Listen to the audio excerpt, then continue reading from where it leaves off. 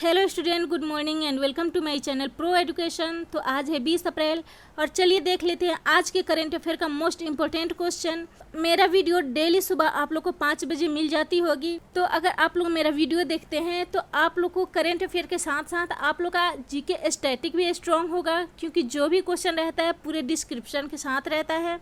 तो चलिए स्टार्ट करते हैं आज का पहला क्वेश्चन। किस देश ने कोरोना से जंग के लिए भारत की कोशिशों के प्रति सम्मान दर्शाने के लिए रोशनी से तिरंगा बनाया है?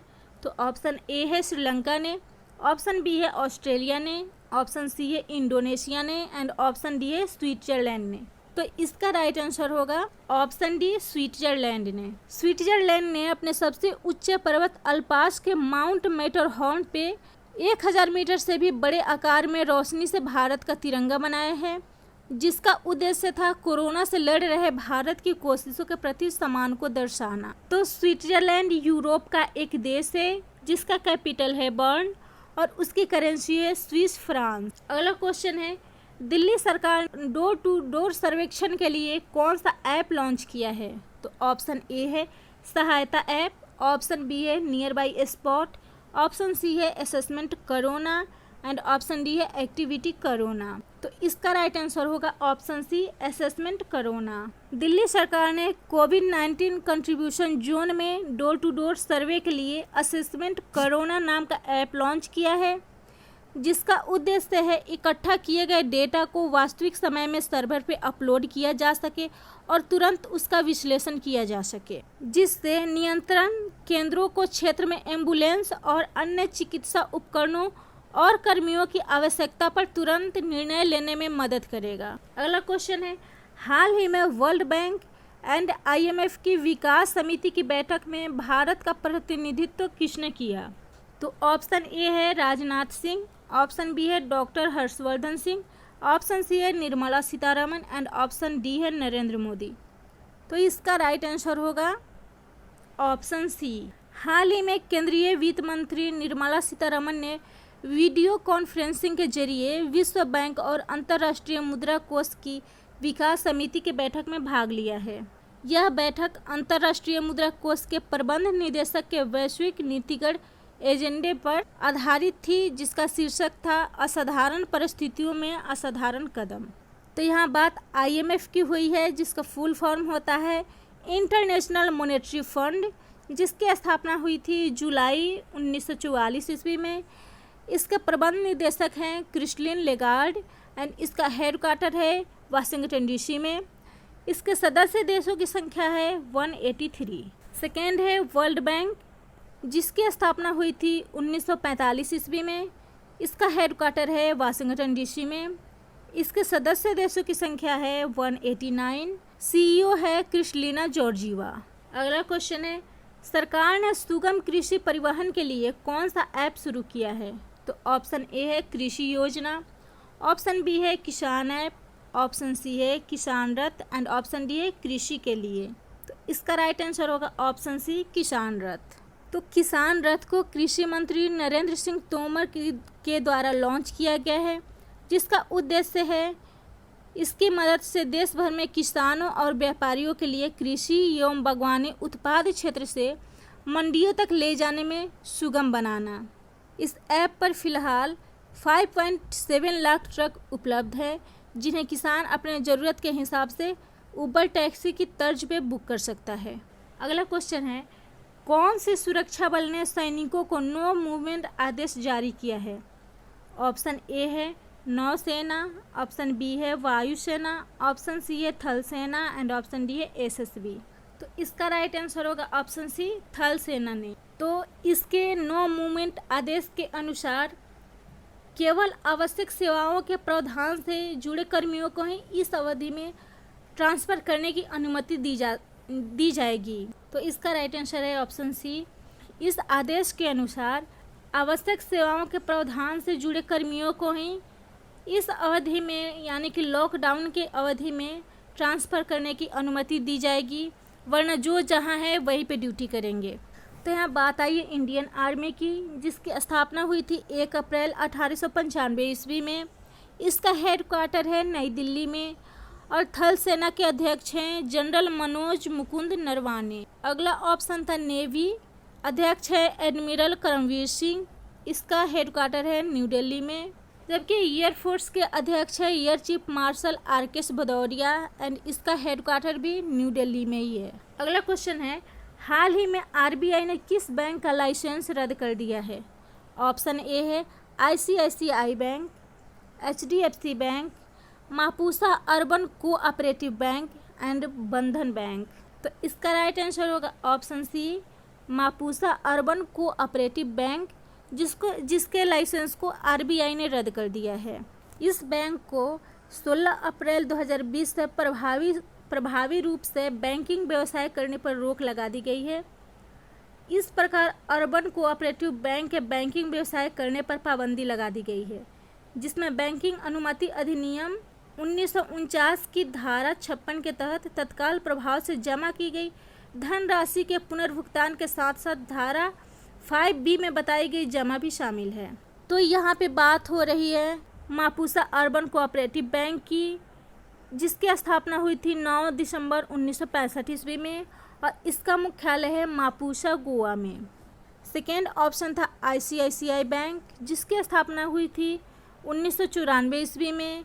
इसके चेयरमैन हैं MK शर्मा एंड इसके MD एंड CEO हैं संदीप बख्शी एंड इसका हेडक्वार्टर है मुंबई, महाराष्ट्र में। अगला क्वेश्चन है, हाल ही में कौन सी कंपनी ने नॉर्टन मोटरसाइकिल कंपनी का अधिग्रहण 153 करोड़ रुपए में किया है? तो ऑप्शन ए है TVS मोटर, ऑप्शन बी है बजाज ऑटो, ऑप्शन सी है होंडा एंड ऑप्शन डी है हीरो मोटर कार। तो इसका राइट आंसर होगा ऑप्शन ए, TVS मोटर। तो TVS मोटर अपनी एक विदेशी सहायक कंपनी के माध्यम से नॉर्टन मोटरसाइकिल यूके लिमिटेड की कुछ संपत्तियों का अधिग्रहण करेगी।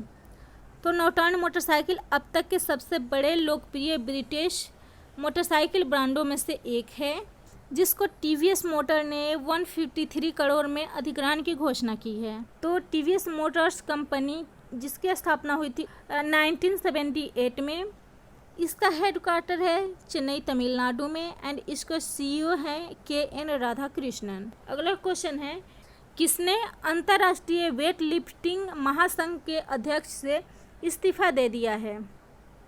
ऑप्शन ए है विजेंद्र सिंह, ऑप्शन बी है बजरंग पुनिया, ऑप्शन सी है Sushil Kumar and option D है तमस अजान। तो इसका राइट आंसर होगा ऑप्शन डी, तमस अजान ने अंतर्राष्ट्रीय वेट लिफ्टिंग महासंघ के अध्यक्ष से इस्तीफा दे दिया है।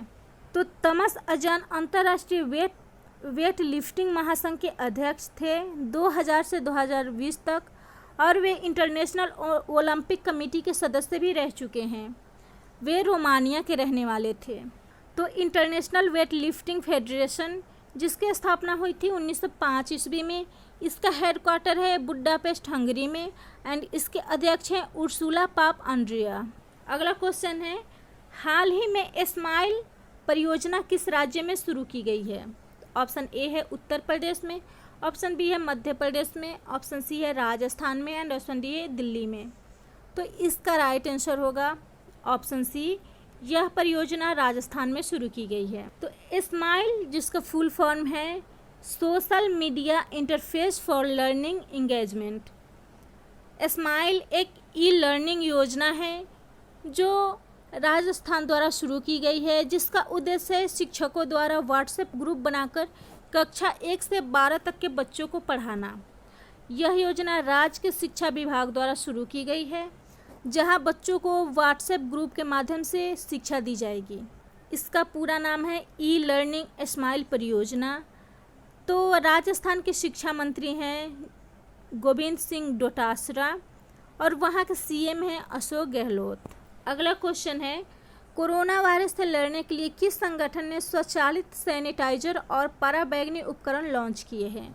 तो ऑप्शन ए है मानव विकास संसाधन मंत्रालय, ऑप्शन बी है स्वास्थ्य मंत्रालय, ऑप्शन सी है भारतीय सेना ने एंड ऑप्शन डी है रक्षा अनुसंधान और विकास संगठन। तो इसका राइट आंसर है ऑप्शन डी, रक्षा अनुसंधान और विकास संगठन ने स्वचालित सैनिटाइजर और पराबैंगनी उपकरण लॉन्च किए हैं। पराबैंगनी उपकरण यानी कि अल्ट्रावायलेट डिवाइस जो एक बॉक्स के रूप में रहता है जिससे मोबाइल फ़ोन, फाइलें और वॉलेट जैसे व्यक्तिगत सामानों को कीटाणु रहित करने के लिए डिज़ाइन किया गया है, इसका यूज किया जाता है।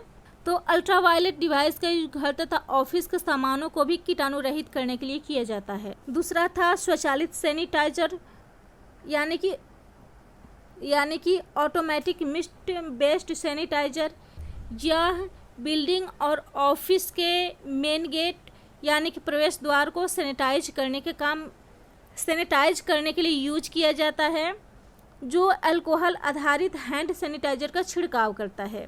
इसको रक्षा अनुसंधान ने लॉन्च किया है, यानी कि defence research and development organisation ने, जिसकी स्थापना हुई थी 1958 ईस्वी में। इसका हेडक्वार्टर है नई दिल्ली में और इसके चेयरमैन हैं डॉक्टर जी सतीश रेड्डी। अगला क्वेश्चन है, हाल ही में IMF की रिपोर्ट के अनुसार किस महाद्वीप में इस वर्ष वृद्धि दर शून्य रह सकती है? तो ऑप्शन ए है ऑस्ट्रेलिया में, ऑप्शन बी है अफ्रीका में, ऑप्शन सी है यूरोप में एंड ऑप्शन डी है एशिया में। तो इसका राइट आंसर होगा ऑप्शन डी, एशिया में।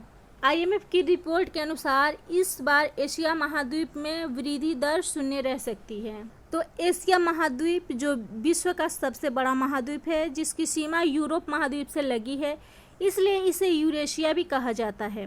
तो एशिया में देशों की संख्या 52 है।